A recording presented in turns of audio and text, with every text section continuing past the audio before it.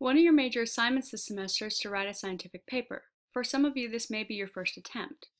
So I'm going to go over the format of a scientific paper and what's found in each section. There are 6 components to a paper, 6 major components to a paper. This includes the abstract, the introduction, the materials and methods, the results section, discussion, followed by the references. I'm going to go over starting with the introduction and work through the paper, and the last thing I'll talk about is the abstract. Given that our subject is C. elegans, I'm going to use this feeding behavior paper as an example. So like I said, the first section I'm going to talk about is the introduction. This is where you're going to find background information regarding the topic of the paper. It's going to set up the problem and the question. One thing to note is that with each fact found in the paper, it's typically referenced, where that fact came from. You'll find that throughout the introduction. The next section, materials and methods, basically gives you the information necessary to repeat the experiment if you chose to do so. It's going to tell you where reagents came from, what type of assays were done and how they were performed, what were the conditions, what were the variables. Within papers, you can also find tables. In this example, this is going to be a table of the different type of strains to help organize the paper and and allow the reader to keep up.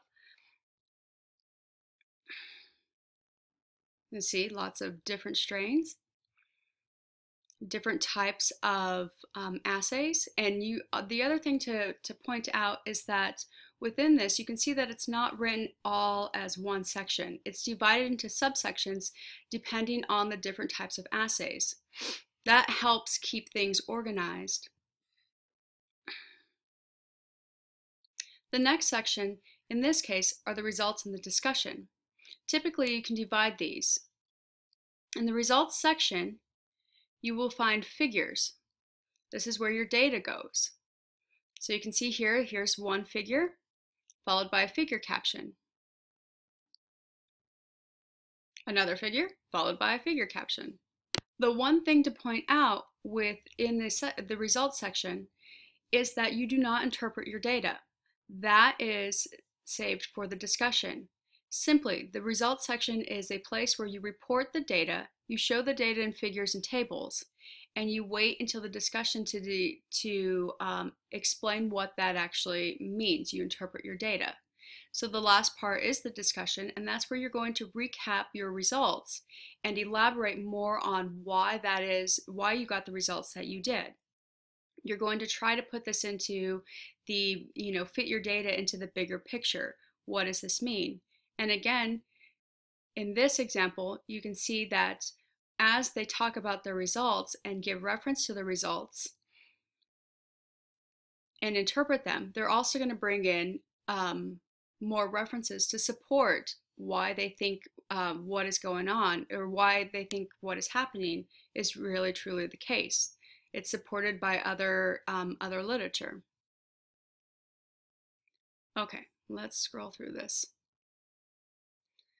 The last section that I want to bring up are the references. Anytime you reference a paper or any kind of material, you need to put a reference for it. So you can see here all their references are listed. Now the last, okay, hold on, let me scroll through this. The last part that I want to talk about is the abstract, and the reason I wanted to save this to the last section is because the abstract is a summary of the whole paper. So we've gone over the introduction, the materials and methods, the results, and the discussion. The abstract summarizes all of that, and as you can see, it's a very short paragraph. It's typically less than 300 words. You have to fit everything in there. So it's a very brief overview of what is to be expected in the paper in more details.